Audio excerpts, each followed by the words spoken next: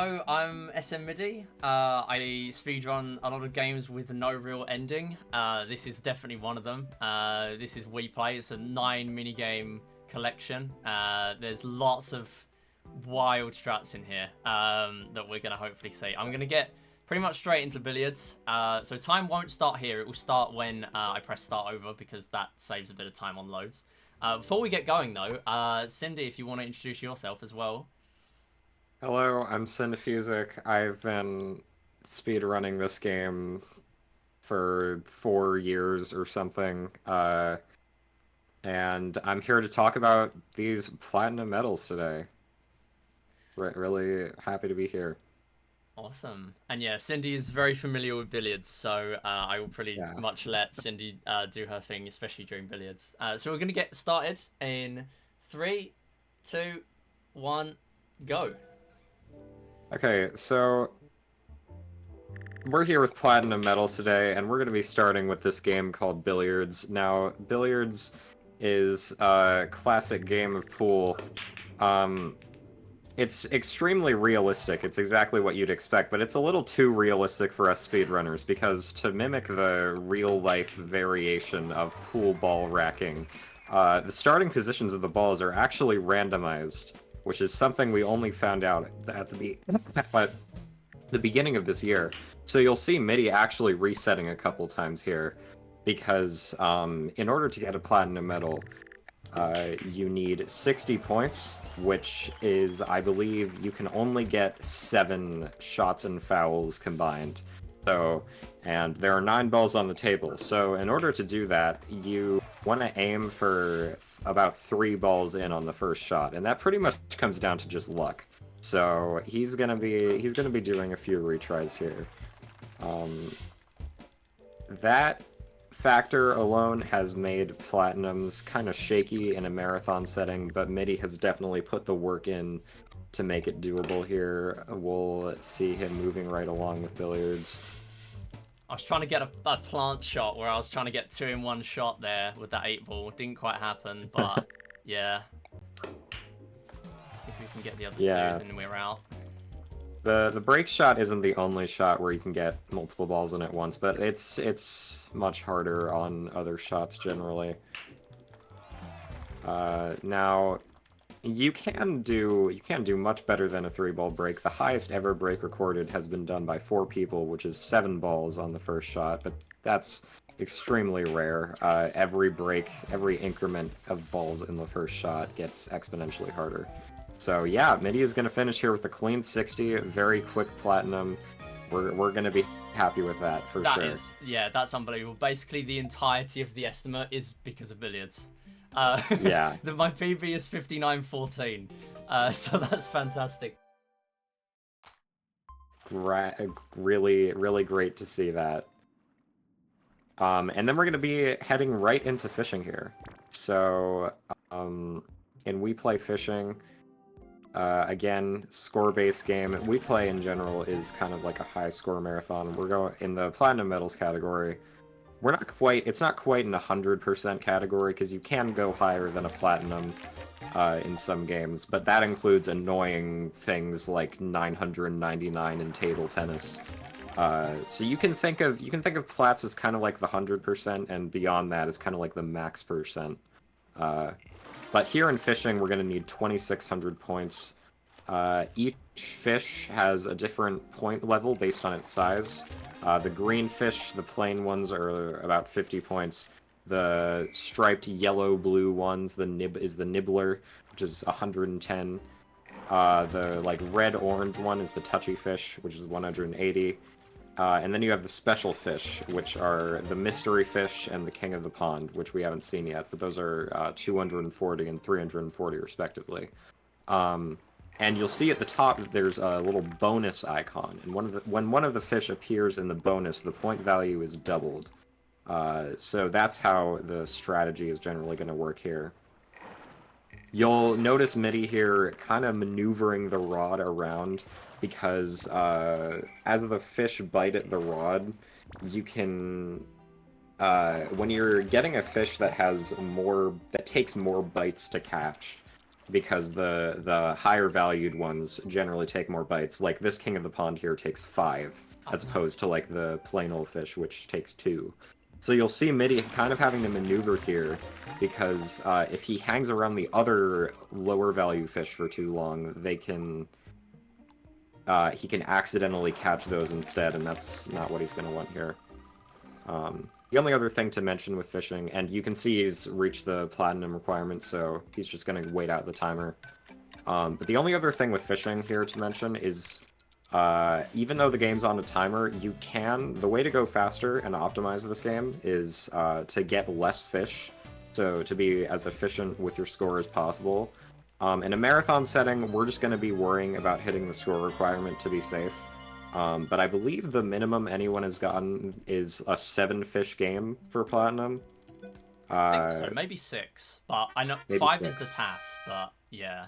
Wow, that's yeah, incredible. It literally is just getting King of the Pond, the biggest one, on the bonus, because the size of them does make a slight difference to the points, and then all 4 of the others are 4 mystery fish, all on the bonus.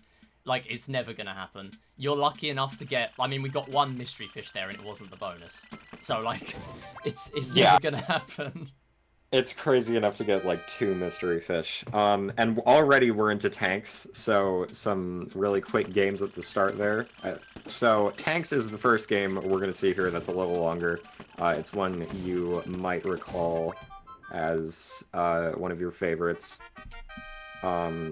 So...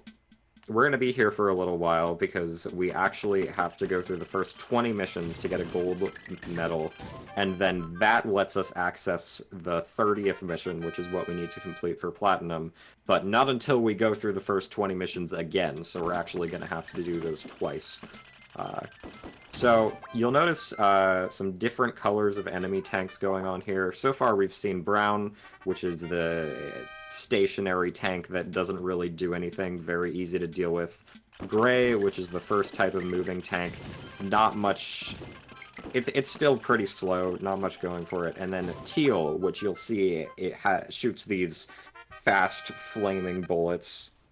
So teal is where the challenge really starts getting in. We're already on mission 7 here. You'll see Midi already employing some strats, like spreading out the range of his shots. He gets 5 shots on the screen at once, and he's gonna be spreading them out here a little bit to ensure that he can hit these moving targets.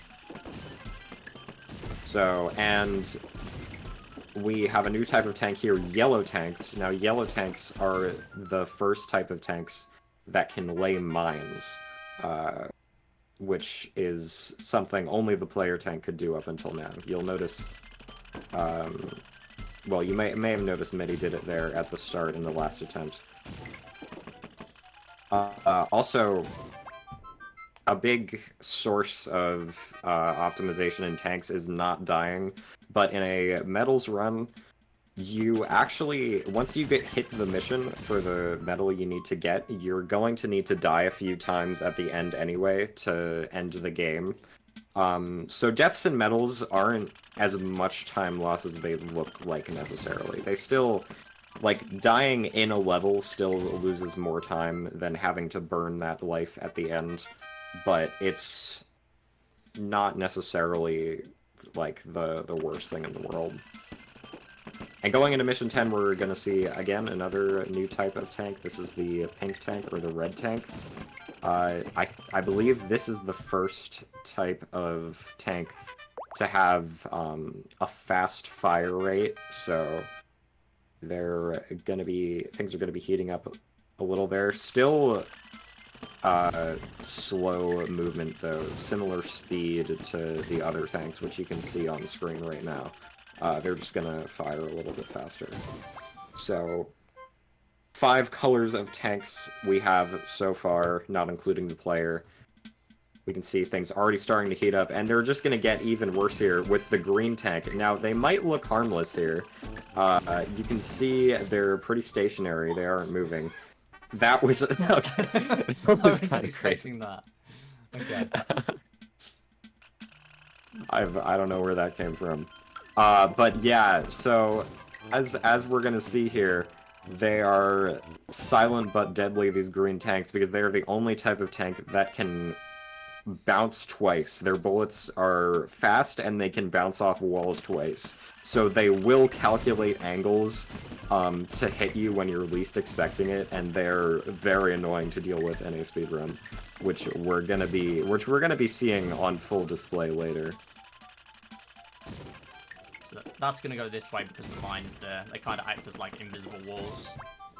Except if it was my mine. If it was my mine, because it's a teal tank, it just ignores it and walks onto it. But yeah, that was a yellow tank's mine, so they dodged them. Yeah, there's a level of unpredictability to the tanks in this game, but there's also some things we can deduce which are pretty cool. Bit of safety there. Well, I mean, there's not much safety here, but... Yeah. Midi is going to be playing this as safe as possible with these green tanks, trying to stay out of their field of view for as long as possible, and then just get in there. So Tanks 20 actually goes by pretty quick. You'll see we're already on mission 15. I believe Midi holds the world record for Tanks 20 individually. It's with like a 639. Oh, so that was a lucky pretty hit. quick. Oh my god, that was that. That oh my was god. Nice. Okay, good. Oh yeah, so now we have purple tanks. So purple tanks are probably one of the hardest to deal with. Purple tanks are kind of like yellow and red tanks combined. They're fast, and they can lay mines. So they're gonna be one of the hardest to deal with so far. Yeah, mission 17. So this is an infamous mission. 6 green tanks just in their own little corridors. Midi is going to be taking a highly methodical approach to dealing with these here. He knows exactly how to stay out of their way.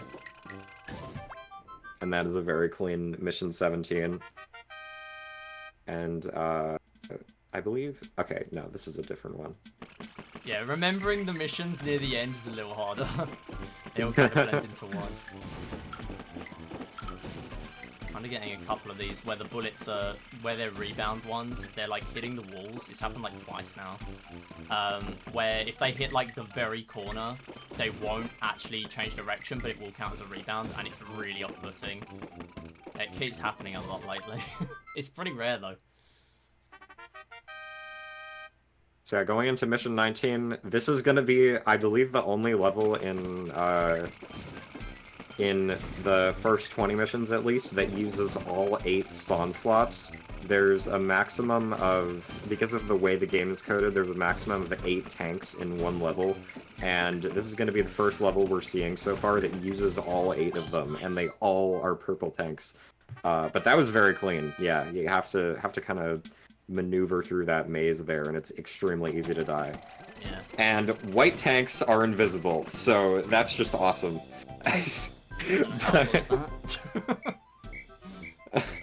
That was a nice first 20 though. Yeah, that was barely sub 8 minutes, which is pretty good. Nice. Especially considering the safety. Yeah. So yeah, so that was the gold medal. That's gonna... You might have seen, the game literally lies to you. It says final mission. It's not the final mission. Oh, okay, so... what Midi went for there is called a frame-perfect death. It turns out, if you die on the same... There we go! Yes! There we go! Oh my god, that's the first time I've got that on a marathon. Oh my god, I'm so happy. We're on 1 life now though, so it's scary, but... So you might be a little confused there on what just happened, but that's called a frame-perfect death. If you set yourself up so that you explode the player tank on the same frame that you beat the last enemy tank, you'll die. But normally what happens when you die is your life count decreases by 1 and you respawn in the same level. When you do a frame-perfect death, your life counter decreases by 1, but you advance to the next level, which is not an intended behavior of the game. And you might be wondering, how is that useful at all? Well, as you might recall from earlier, at the end of when we beat Mission 30, we're going to have to burn through the rest of our lives. So, if you can lose a life at some point in the run without losing any time, then you can reduce the amount of time you'll have to spend burning lives at the end of the run. And that's exactly what a frame-perfect death does. So, that's going to save about 8 seconds here. For 1 life reduced. Now, as Minnie was saying, it is a little risky because he is going to be playing with a lower number of lives for almost all of these missions. Since it is the most practical to set up on Mission 1, and really not many missions after that. I think the only other... It's really not practical to try to FPD on anything other than a brown tank. Yeah, Mission 3 is okay, but it is only if the other 2 greys are gone, otherwise it takes longer to set up, and it's not really as worth it. I should just note as well, just to jump in, that Mission 6, there was a self-destruct, or a friendly fire, so the enemy tank did hit another enemy tank there. I think it was the teal. They're kind of designed to not do that, so if there's another tank nearby, the enemy tanks are just like, no, they just won't fire. Which is quite useful. We can kind of abuse that, but there it just didn't do it for whatever reason. It doesn't happen pretty often, but yeah. Yeah, that's something interesting for sure.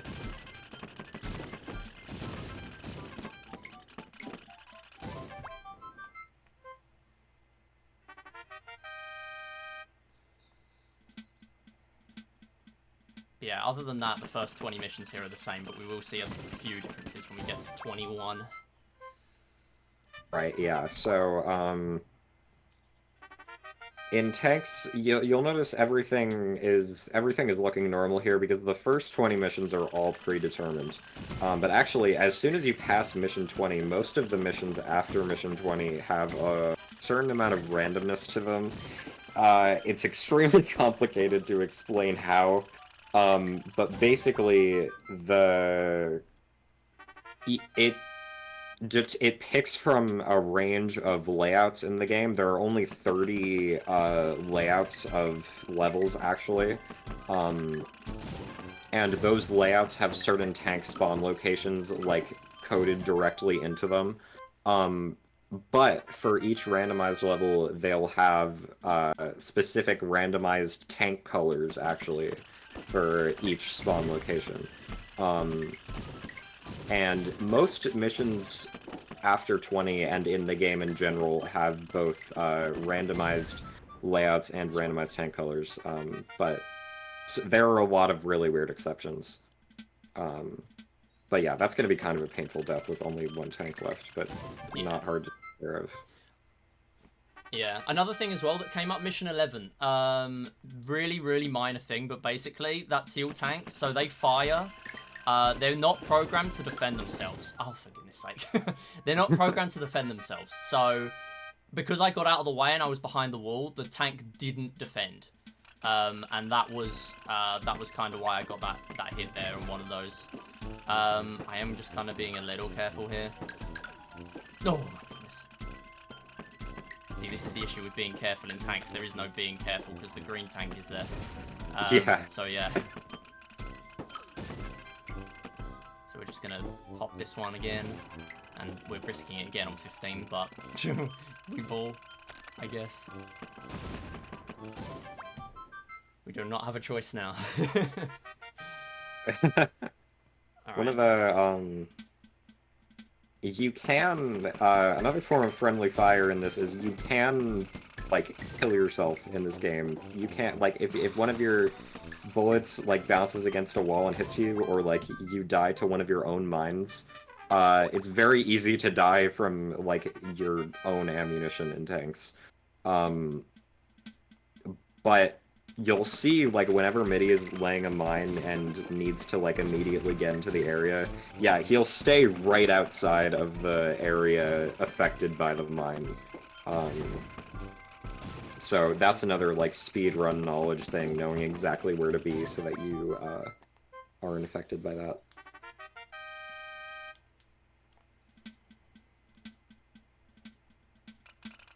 Oh, nice RNG. Well, oh, and then it went down. Almost jinxed it. Okay. Yeah, so that nozzle going up there is fairly rare. It's like, I don't know, 20% maybe, if I had to put a number on it. But, yeah, it went back down again, so could have been better. But makes it a lot easier to deal with that start. Mm-hmm.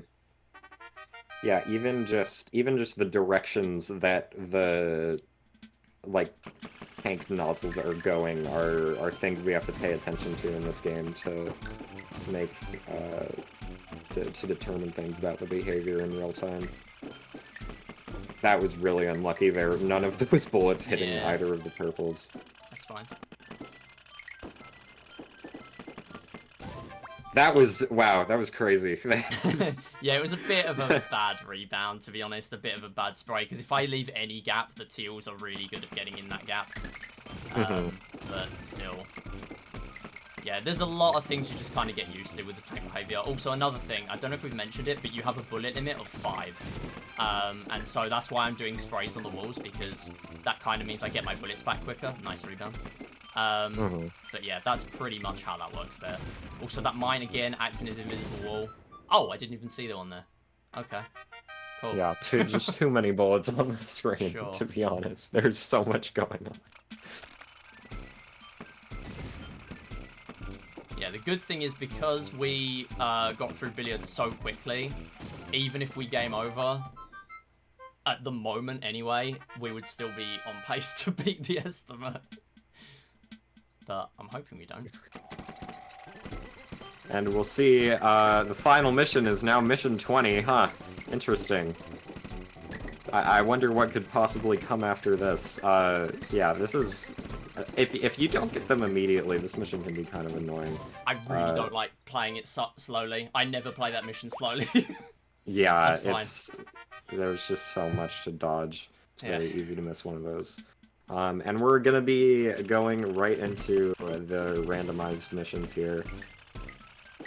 So, I can pull up my tanks lookup tool, which is something I made to look up information about these tanks missions and how the randomization works, because it's actually very complicated. It's kind of crazy. Yeah, Cindy is mainly a runner of all games, but has done so much work in the and outside of that. Most notably recently, other than the tanks lookup tool, the billiards video, which has brought so many new faces to speedrunning this game, which is incredible to see. So yeah, go check that out if you haven't already. But you've probably been recommended it already, considering if you're here watching a speedrun marathon, you've probably been recommended it. But yeah. Yeah, for missions 21 through 24, looks like 9 possible layouts for each level. And then 4 tanks in each of those. Mission 25, now every 5 missions, I believe, we're gonna have random tank colors, but only 1 possible layout. So this is the only layout that's possible for this mission. But we're gonna be heading right back into full randomization here. Yeah. We're gonna be back to 9 possible layouts and 4 spawn slots.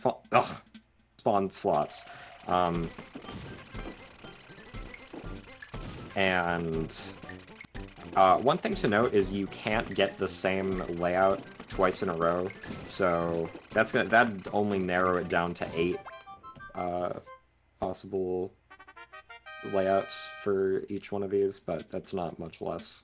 Yeah. Another thing that just happened there, mission 25. So that was the fixed layout, as Cindy was saying, the little box layout.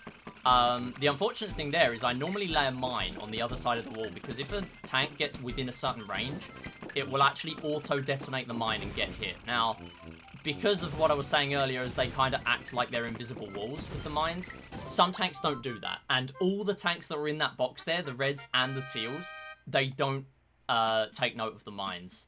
So yeah, it was just kind of a bit unlucky there, so we couldn't really manipulate the RNG very much there at all. So yeah, that was unfortunate, but it's fine, we did still get through. I don't remember if I'm on 1 life or 2, so I'm gonna play really safe. The yellow tanks lay so many mines. They have a mine limit of 4, and we only have 2, and that's if we even want to use them. So yeah, that's what's going on. This might be in range for an auto...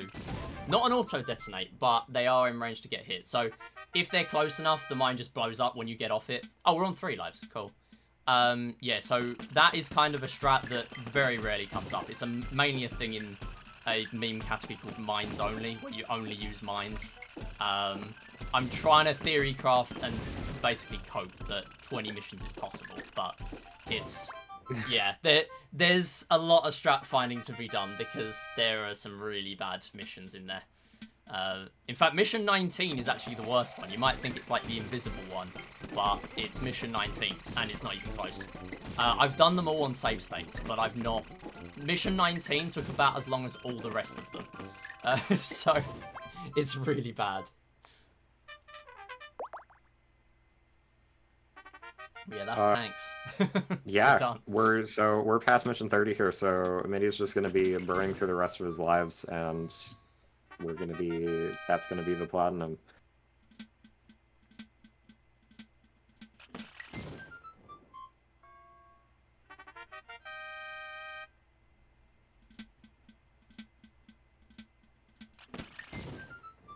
I'm still so happy I didn't game over with a frame perfect death. It's so risky going for it a second time, because there's the variant where if you take out the brown tank and you didn't die, sure, you're not losing lives, it's just safe, right? But like, I would just go for it again on mission 3 and see if I get it there. But I decided to go for it again and did get it, and it's like, okay, I got it, but now I'm on 1 life, so sure. Yeah. But we're out. Thankfully, one thing in tanks, you do get bonus lives every 5 missions, so that's nice, but... Yeah. And if you're interested in tanks, there is an IL of all 100 missions where you obviously have lots more bonus lives. You have 22 lives over the whole 100 missions, and it's a really, really cool IL to watch, so... Yeah, that'd be pretty nice. And there are shorter ones in there. You don't have to run all 100 missions. You can even run just 5 missions if you want. Speaking of games that can be IL'd, it's Find Me. Great. Find Me is exactly what it sounds like. It's the game tells you to find 2 Miis, and you find them on the screen. This one is kind of unique because it's not really like... It's weird in the way that it's it's not really... You're not necessarily the one playing the game by the fact that you're holding the controller, because all you're doing by holding the controller is performing the inputs to click on the Miis. But technically anyone who's looking at your screen can actually perform the work of finding the Miis. So we've actually seen some people that will have, or really just one person, that will have friends in the room as they're performing the run to help find the Miis, which is a really funny strategy. And it's in a game. It's only in a game like We Play where you'll ever see things like that. But yeah, that's just an example of how unique this game is in particular. But other than that, it's basically just going to be a test of how sharp Midi's eyes are here. Oh. Wrong objective. It's always the same objective for every level. What am I doing? Yeah. So there is quite a bit more randomness here going on. But thankfully there's no, like, it's always predetermined which level is which. Like, find 2, like, level 14 is always going to be find 2 lookalikes, and it's always going to be on an elevator. But the Miis themselves and the positions of the Miis are going to be randomized. That's pretty much it. There are 2 strategies we can use to go faster and mitigate the unpredictability of this game. The first is hitbox strat. It turns out that the correct Miis have a bigger hitbox than incorrect Miis, probably something to make this game more palatable for kids or something, I don't know. One of those little invisible handicaps Nintendo puts in their games. Yeah. It's so you don't get soft locked. It feels like that to me anyway, so you don't get soft locked on a water level with a billion Miis in one spot, basically. Yeah. Because that happens a lot. So, but as speedrunners, we can abuse that to, on some of these hard... We're going to be getting into some really kind of brutal levels, especially in the second half here. We're going to be doing 80 levels for the Platinum. So that can be useful sometimes, finding the Mii with the bigger hitbox. And then there's also Hat Strat. Another unique thing about Find Me is you determine what Miis are being used in this game. I mean, the game does auto-generate some Miis, but most of the Miis are pulled from your own Mii Plaza that you make on your Wii. So you can kind of customize what's happening in the game. You can make your own Miis. And you'll see what Midi has a lot of Miis here with different colored hats, which is intentional. That can be a strat for finding Miis, as it 2 Miis with the same color hat will be easier visually to find than 2 Miis with the same facial features. But oftentimes, like here, as you just saw, that can be canceled out by the game simply picking different Miis. So yeah, that's pretty much all the speed strats that are involved here. We're just going to be looking for the Miis on the screen. Come on. That's the one last spot I did hitbox strat in. So the stairs, it's really easy to do it. It's really jarring. Like there, you just get stuck on one knee for like triple the time than any other knee. And then you just know. Yeah. So that's pretty much it. It's also a good thing for like the odd Miis out ones, like that level there. Also, another thing, the odd Miis out, because they're all technically individual correct answers, I can just press 3 at random and just spray hit, and then hope I hit one if I'm not finding any answers. And I'm kind of like subconsciously doing this while I'm actually trying to play the game properly. Also, another thing, escalator levels, there is only 1 correct per escalator, so the ones with 3 lookalikes are kind of easier, in a way. So you just search the one with the least Miis, and then one of them has to be right. Yeah. Yeah, that's a good deduction tool. We're going to be coming up on a fun level here. Pick a favorite. So Midi's just going to be picking any Mii on the screen, which might be a little confusing, but we're going to be able to explain that here in a couple levels. Straight away we get another new level though. It's literally just which Mii stepped left instead of right at the beginning. That's all that one is. So I literally just say left, right in my head until I like find the Mii. And now you can see here, Midi's gonna have to remember what Mii he picked because he's gonna have to find the favorite. If you're playing Find Me for the first time, that level can be kind of troll, I'd imagine. I don't think I ever got that far as a kid. I don't think I knew that was a thing. No, me neither. I think I probably... Actually, no. I might have got to, like, 40 as a kid. But before any of these strats, yeah, this game is pretty difficult. But these strats just completely break this game. In fact, that kind of is demonstrated by me doing... considering I managed to get some really top times in this game over the last couple of years, I only recently, on New Year's Eve, did a run of a category extension where you play with no unique Miis. So Find Me 99, no extra Miis. You literally have nothing in your Mii Plaza, nothing in your Mii Parade. It's literally just the default Miis the game gives you. And it took me an hour to get it cleared. There was some stuff going on where it's like it's harder because of like sense bar issues and stuff, but yeah, that was pretty much that. I mean, it's definitely really hard if you haven't got Miis specifically for this game. Yeah, for sure. we started to see some dark levels there, which is where the whole level is in the dark and your cursor is a flashlight, which is just evil. I mean, you have to really think on your feet there. Nope. Oh, it is that one. Cool. Yeah, so because I didn't think that was the correct answer, I just pick any random me just to get that off the cursor. That is sometimes a little easier than actually, like, picking that one again just to get it off. There we go. That's just the normal guess me. That is just because I've got that on my system. That's not because guests also appear. Which is strange. I would think that guests would have a reason to appear here, but they just don't for whatever reason. Yeah, hitbox strat. Even on a level with not many me's still coming in there. I didn't see that answer straight away. And it kind of works a little better in the background, especially later on where the me's are going to be really zoomed out. The hitbox strat is even better there. And yeah, again here, hitbox on that one, and then just looking for the same me in the rest of the level.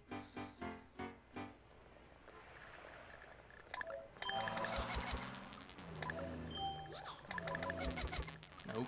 Let's not lose all our time though. Okay, Yeah, cool. there's the difficulty aspect of this game is there's a timer at the bottom. It ticks down as you're completing a level, but you gain 10 points or 10 timer ticks for 10 seconds. That's the word I'm looking for. When you successfully complete a level, and you lose 5, I think, for clicking on a wrong me. Yeah. So that's how you like fail the game, I guess. And when Midi beats mission 80, he's going to be burning through the timer, much like he burned through his lives at the end of Tanks. Yeah, it's faster to burn it than clear all 99 levels. Much faster. Who is it here? Is it yellow cap? No. Question mark. I didn't really look in the top corner. I try and like look in the middle first, just because you're gonna get more of a concentration of me's actually looked at in that time. Hang on, is it one of these? Possibly hitbox strat on that one. No.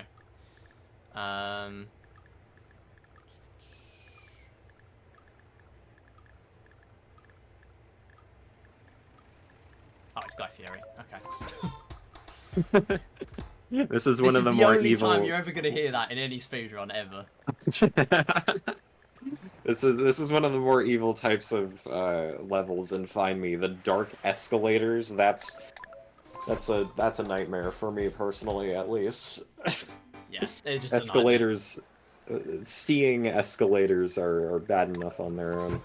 Fun fact: Mission 61. For some unknown reason, the cursor, the spotlight, just doesn't work. In fact, it doesn't even let you pick me's in that cooldown. But it would kind of be helpful to like get a second or two to actually see the me's. But basically, there's like a cooldown before we can actually pick me's. It was more noticeable at the beginning when you know the answer straight away. Which kind of is the only thing stopping the task being even faster. Because there is a task to this game, and it's a joke of how fast it is. And most of that is because of Find Me and Tanks. Yeah, I think it's like a...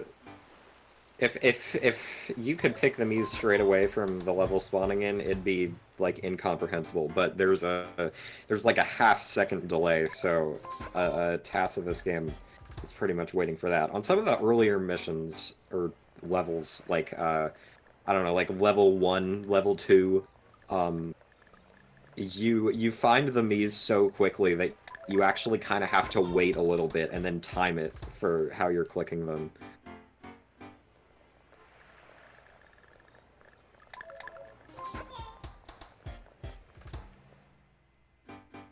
Yeah, this is pretty brutal as well, because not only are the levels hard, there's also one extra level between the Find Your Favorite compared to last time.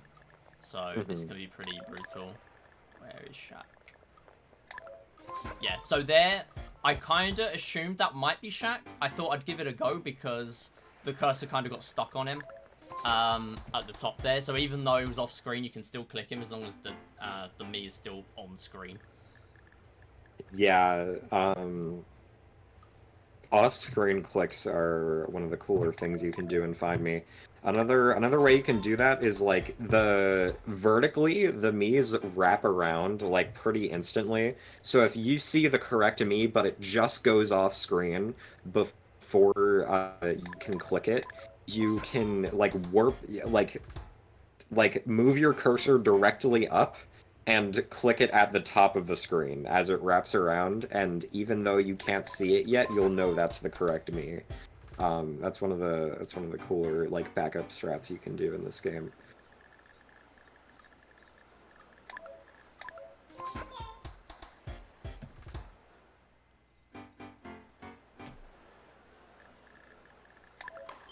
As we close in on almost the 80th level here, I'd like to mention the Find Me IL community kind of popped off in 2023.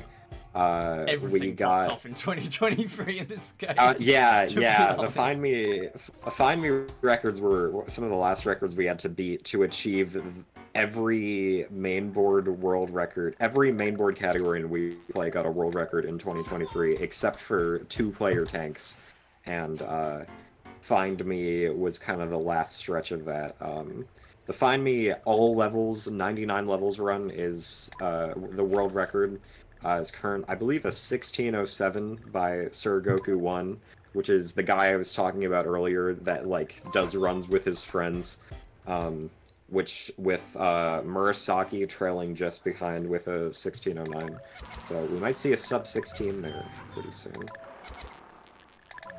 That's one thing to look out for sure. Damn it. Oh well, whatever.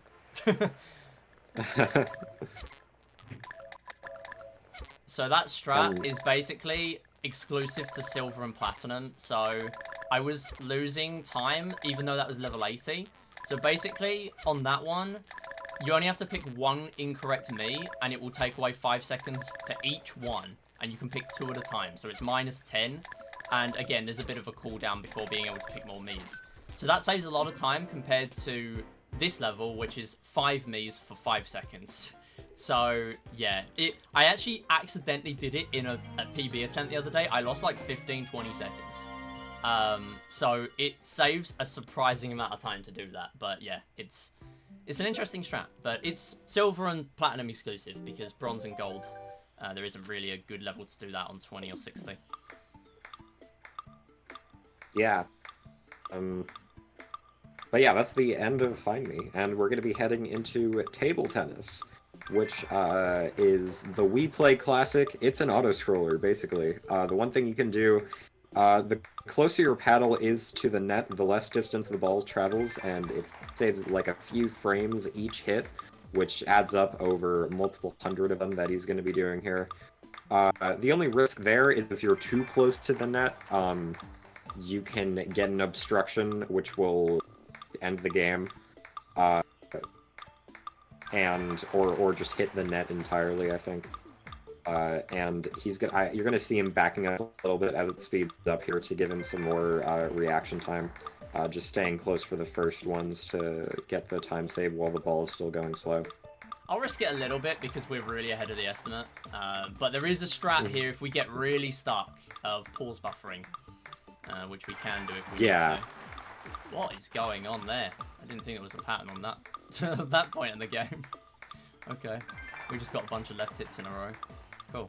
That's foreshadowing for the Platinum medal.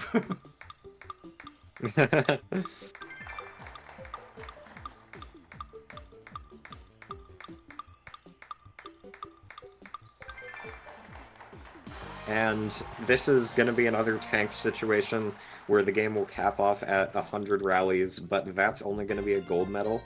So for 200 rallies, he's going to need to do it again and get 200. Sorry, I think I said 200. For a platinum medal, he's going to need 200. So that's what he's going to be doing here.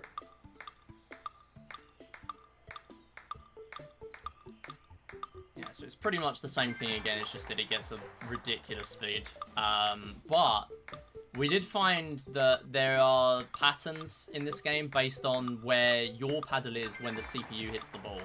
And there aren't really many practical uses for it, but The main one is 186 to 200, and that actually repeats every 100. So you can do that to get 999 without pause buffering, which I don't do. I've done the 2 runs on the leaderboard that require table tennis 999, and I pause buffered.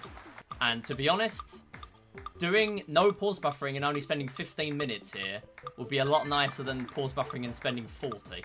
But I can't do that. Not at the moment anyway, but who knows. Yeah, I mentioned in the upcoming script I'm working on that you can technically save like 40 minutes in all achievements if you're good enough to not pause buffer in ping pong. But that's like one of the hardest things you can do in the game. So it's like, I don't know, man. Yeah, it's not even that. It's the fact that you also kind of want to start with billiards because platinum there is really difficult. And the fact that in all achievements, and highest achievements, you would have to do 100 points before having a crack at the 999. So I've done attempts of it, but it takes you like 10 minutes just to get one attempt into table tennis 999. It just doesn't feel worth it. Yeah, like you have to be able to do it consistently too. That's the thing. It's ridiculous. Yeah, I've got like 400 without pause buffering, which I'm happy with. I'm not gonna push myself too much, but yeah, who knows? If someone bops it, maybe I'll try. But yeah,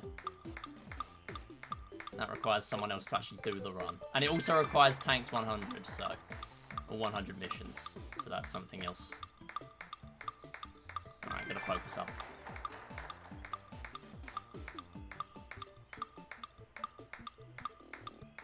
So if I don't get this first try, I'll pause buffer on the next one probably.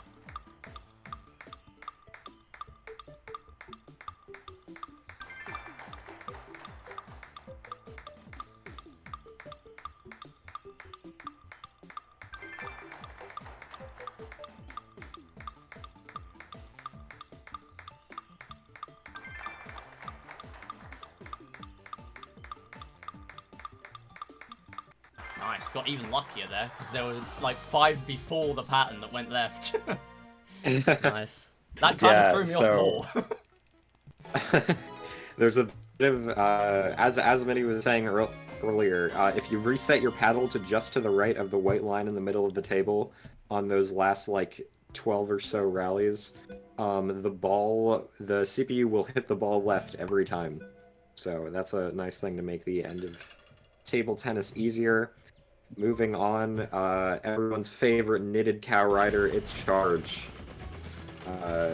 There's no easy way to explain what's going on here. You're knocking down scarecrows on a knitted field with, like, gates and trees, and they give you points, and you're running through this course on a timer to reach an end goal that I have to assume is like a farm, I guess. It's really weird, but Midi is going to be taking these tight lines to hit these scarecrows. He's going to need...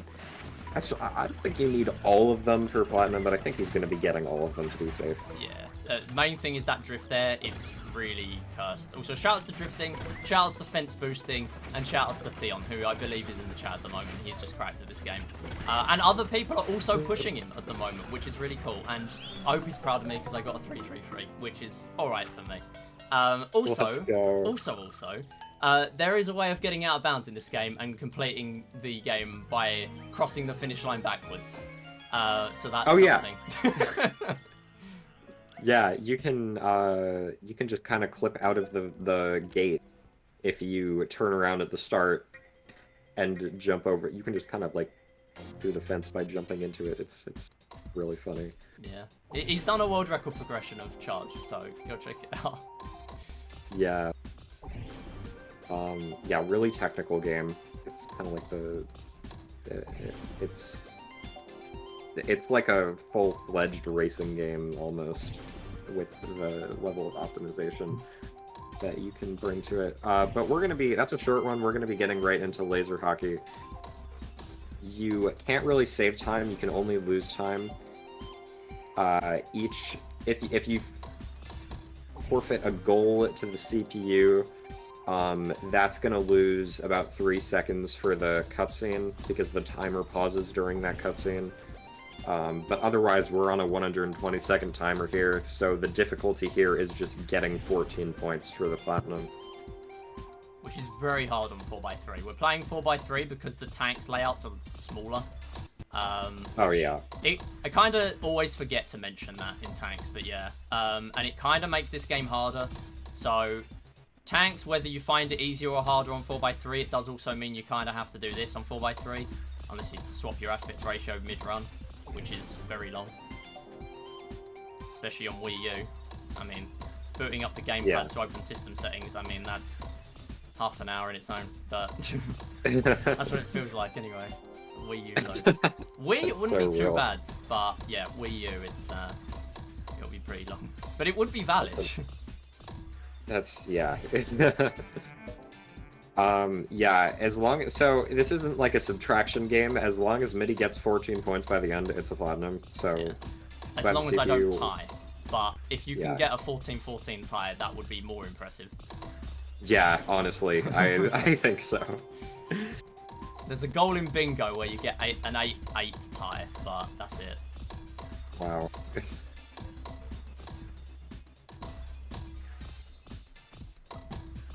Come on. Okay.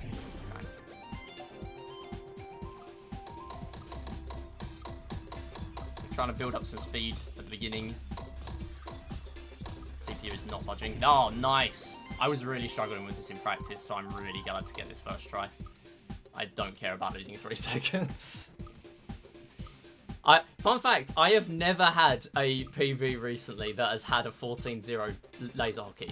Like, I've managed to get 2 sub-hour runs, and I still concede a goal here. It's just a laser hockey curse. I don't know. Yeah, but... Yeah, that's a first try laser hockey. That's nice. Yeah, the only other thing that kind of comes up there is score skip. So there's a thing in this game where, found by Maya a while ago, almost a year ago now, where if you fill up your file when you first boot it up with a bunch of high scores and you don't get the medals, you skip the high score animation. And that saves 3.1 seconds per game. So 28 across the run, which is pretty OP. But it takes hours to set up, so yeah. Yeah. You don't have to do that. Yeah, that's only possible because one thing you might not remember about this game is the very first time you start it, you have to unlock every game in order, which when you're in a semi-locked state, the game doesn't let you get medals in the game you're playing, no matter how high you score. Because it hasn't... There's a text box after you unlock all the games that says, okay, now try for medals, or something like that. And before you reach that text box, you're not supposed to know that medals exist. So we can kind of use that to our advantage. And we're in Posme here, and Midi's going to be doing a strat he found, I believe, where he's going to be... He has 3 lives here that he's going to need to burn eventually, which is a theme we're seeing throughout this run. But he's going to be taking some opportunities to concede the deaths on, like, low spawns here, I think. You know more about this than me, probably. Yeah, basically, there's a thing in this game, so you get perfect bonuses, there's 5 points times the level you're on, so you get 10 points for level 2. But it's actually worth, for some unknown reason, I genuinely do not know, but even if you play trash, you will save a minimum of about 2 seconds. If you lose 2 lives there. I'm only going to do 1 because I'm not confident. I'm not playing enough Pose Me lately, getting to this point in runs to risk it that much. I'm honestly just happier, because this game is 9 minutes long, to just, for a marathon, not do that and only do it once. Because this game does get pretty difficult later. We need 1,200 points here for Platinum. So... yeah, I'm just doing it once. But basically, that will, worst case, save me 1 second. Because basically, each level here has a pattern. So, on level 2, you have 6 bubbles going one direction, and then you switch over to the other direction. And then you do that 4 times, 4 lots of 6 bubbles, and then you start getting alternate each bubble, pretty much. at that point, you lose a life, and then the pattern resets. You can do that on pretty much any level, but because you only lose 10 points for the perfect there, it's worth doing on level 2. It saves time in any medal run as well, so it's really useful for like bronze and silver, and if you're risking it, gold and platinum. But yeah, that's pretty much how that works. Yeah, POSME, the arrangement of levels in POSME is really weird, but it is predetermined, despite how random it might look. I really need to... I might be making a POSME lookup once I figure out how this game's file format works, which Please. I have no idea currently. Oh my god, I would love that. Please do it. if it's not too difficult to do, because I know how awkward this game is. But yeah, that would be really cool, because you can actually clear POSME a level early. Mura, the second place at the moment for world record holder, he consistently, and I mean I have never seen him miss it, he consistently gets POSME a level early, because the gimmick of this is that every level has a 30-second invisible timer, similar to fishing. And if you get a rainbow bubble, which we might see later on, that stops time, and it will also stop that that countdown. So it basically means you can't finish levels early, but you can get more bubbles, because there has to be one on screen at all times. So that is pretty much how Mura, or Murasaki, is able to clear levels, or able to clear POSME in general, early. Now that saved, or it used to save about 30 on me, but with PACES, and the fact that I've just got a little bit better at this game, it saves more like 15. But it's still a big time save that he just has by default over me. So yeah, that's pretty much that there. I'm probably going to get a rainbow bubble here. Or not, because the game just isn't spawning one in. Normally if you get quite far behind, it spawns one in, and it just didn't. So that's cool. That spawn at the... yeah, these... it spawns on this level. I don't think I can do this, honestly. This is insane. There's too much visually going on. Yeah, Midi's gonna be taking a rainbow bubble to clear some of these out, because... jeez. Yeah. The great thing about this game is that you can just run it even if you don't like games like POSME. POSME, in the main category in this game, all games, is literally just pop either 1 bubble or pop 0 bubbles, and you are done. So, yeah, if you don't like POSME, you can still run this game. So, yeah. Yeah. That game is just... That run is pretty much just Billiard Simulator, though. I was gonna say, if you hate POSME but you love billiards, I have the category for you. Yeah, platinum medals. Yeah. You just get stuck in billiards anyway. Everything is actually just all games. Yeah, it's kind of a trap.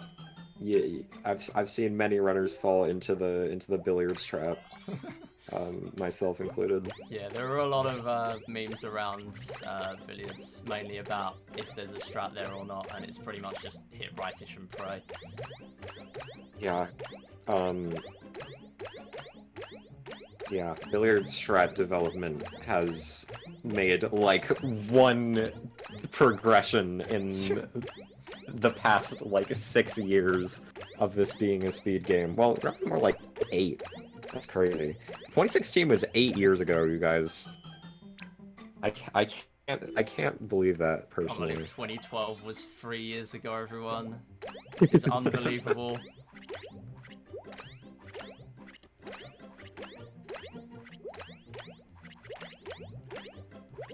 Okay, this is probably the most notable one for me, only doing one PACES bubble death, because the balloons? Where am I getting... okay, no, I know where I'm getting balloons from, later. There are balloons in here. Yeah, so the bubbles just, at some points here, they just spawn really low. So I'm just gonna not do PACES twice, I'm only doing it once.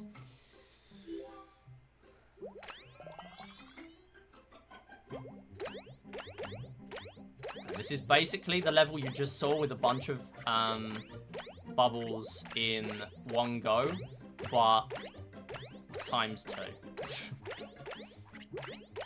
Yeah.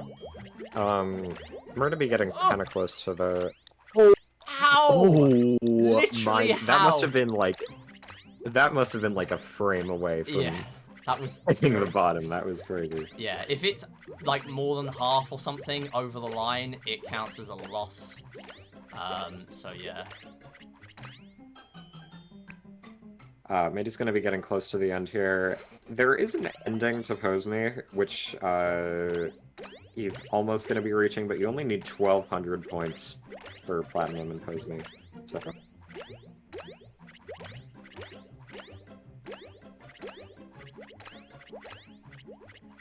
Yeah, that's kind of why I only did PACES once, because it's not just the fact that it's like, I'm probably going to get through an average run of this.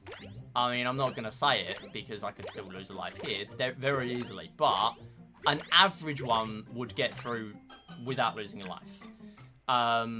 But at the same time, being on 2 lives makes it a lot less stressful than being on 1, and the stress might end up making it so I'm just going to lose a life anyway. So, yeah. But basically, yeah, PACES saves even more time in Platinum, because if you're finishing on this level, the bubbles are really slow. So only losing 1 life here saves a lot of time. But yeah, still pretty good. We have 1 game left. And we're actually quitting out under an hour with 1 game left. So I'm really happy with this run. And that's not even counting the resets in billiards. Because if this was valid for the leaderboard, we would be removing the billiards resets. Because it is valid on start over. Yeah, sure. Yeah.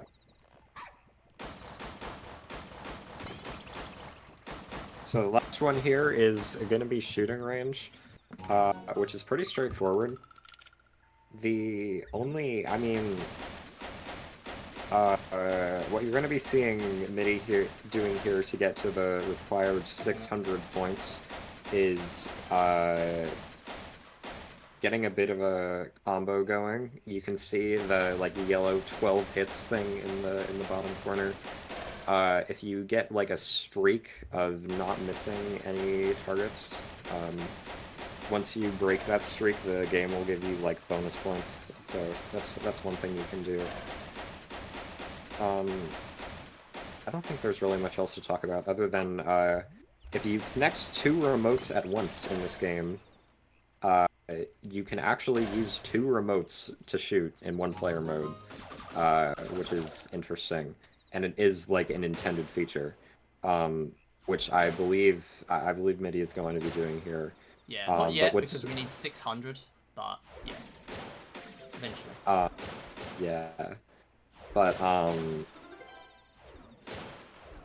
what he wasn't able to do there was a version-specific glitch that we realized recently, where on level 2 of Pose Me, if you connect 2 controllers, now normally, see, if you paid attention to the targets on level 2, there are some targets that are kind of like evil targets with your face on them that you're not supposed to shoot or you'll lose points. But for some reason, if you connect 2 controllers in 1-player mode, only on the NTSC-U 1.0 version of the game, it'll give you if you shoot one of those targets with the second controller, it'll give you +3 points instead of -3 because of a glitch with how the presumed reason is because in 2-player mode there are 2 cursors just like this, except you get points for shooting the other person's face, so it's presumed that some code was just left over. And maybe that's why there are 2 versions of the game, we'll never know on each region. Main reason, also time is coming up when the medal banner appears in like 5 seconds time. But yeah, main reason, main reason that saves time, that is time, by the way. Yeah, the main reason that shooting range strat saves time is those UFOs at the end. Because you can just wipe them all out, and it actually saves the Miis if you do it quickly. The Miis have far less distance to travel back to the foreground to collect your bonus points, so you genuinely save like 10+ seconds in Platinum for that. But yeah, that's the run. That's 102, and if I take out the billiards resets, that's like 101 or maybe even 100. So without a doubt, that is by far my best marathon run. Yeah, that was really good. But yeah. Well, that was sick.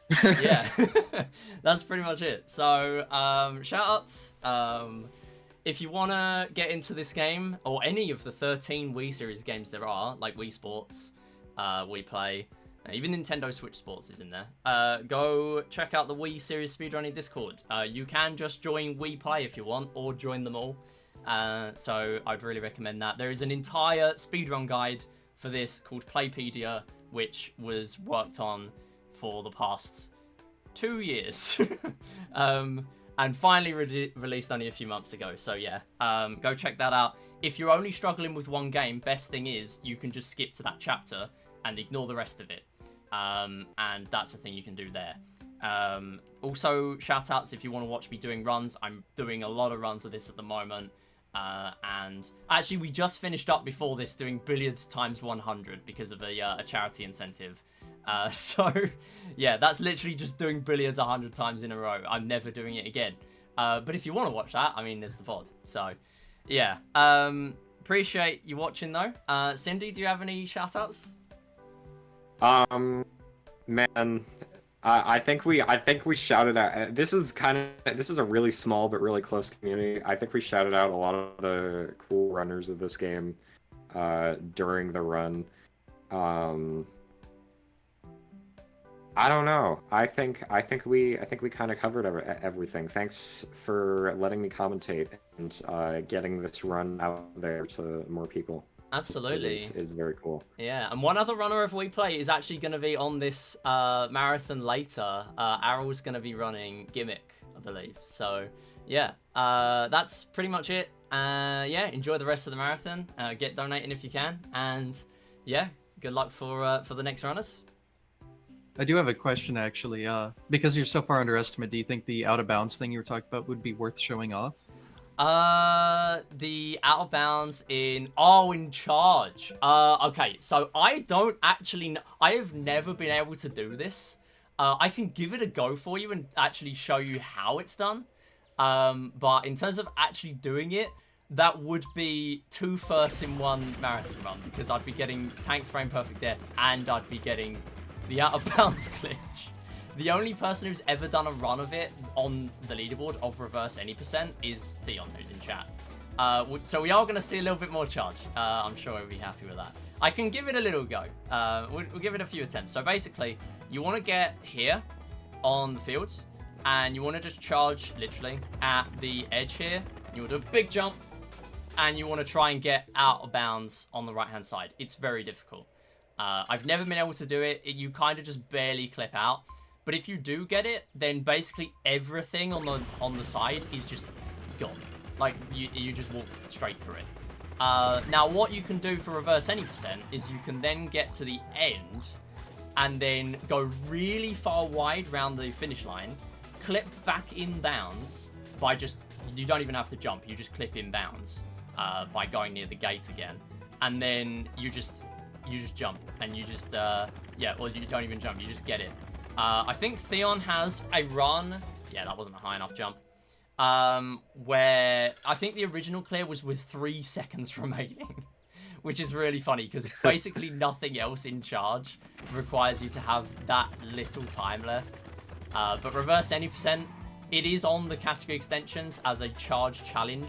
It's literally a challenge to do this. All the others are like low percent, so you hit no scarecrows and stuff like that. But this is an actual challenge to do. Cindy, I think, have you hit it once, I believe? I'm not too sure. I did. I have gotten the clip once. Yeah, we'll give it a few more attempts, but yeah. That's pretty much it. If you want to see the run yourself, Theon released a charge shenanigans video where it's literally just clipping out bounds and doing whatever. Also, shout-outs to being able to hit the cows at the end, and they just have regular collision like the rest of the game, so you can just launch them into space, the same as you do with the red scarecrows in this game. I think, I don't know if there are different behaviors for the different cows, but I think I think some of the cows at least might sink into the ground, which is really funny. Need to aim towards. But yeah, we're talking. Okay. We're talking about the, like, way at the past the finish line. There are cows that you normally can't interact with, but if you go around the finish line, you can interact with the things that are hiding back there. Yeah. We used to think this. Sorry. Oh yeah, go on. No. I wasn't gonna say anything important. We used to think this clip was only possible in 2-player for a while. We knew about it for a while, but there's actually a 2-player version of every game in We Play, which is something that isn't talked about a lot. But in 2-player charge, which is a little bit different, it's a different course. We've known since like 2020 that you can clip into the back like this. But Theon only found out this year that you can do it in 1-player mode. Which is cool because only that has allowed us to create the meme run of crossing the finish line from the other side, because in 2-player charge there is no finish line. It's kind of an infinite run kind of thing. Infinite charge, that is a dream. Yeah, there are a lot of games in here that are a lot better in 2P or 2-player. Notably, table tennis actually like has some depth, as in like not much more depth. It's table tennis. Like you might as well just play Wii Sports Resort, but it's a little bit more. But yeah, this will be my last attempt. But yeah, you have to get a really high jump, and I mean you literally have to raise your Wii remote like really high to do it. Some people stand up to do runs, but because all of the rest of the game is me sitting down with the Wii remote pointing at the screen in my lap with like fixed kind of... it's kind of in my lap, so it's really fixed. Doing this game standing up is really difficult because it's a lot easier to sort of shake and not get the things you want. But I've literally never hit that, so I wasn't expecting to get it. But if you want to see it, it's on the We Play category extensions. So yeah, that's pretty much it. Yeah, again, shout outs to Wii Series Speedrun Discord. And yeah, if you want to see more runs, then check me and all the other runners of this out on Twitch, because there are actually a few people running this game at the moment. Yeah, other than that, I'll hand it back to you, and good luck with the other runs.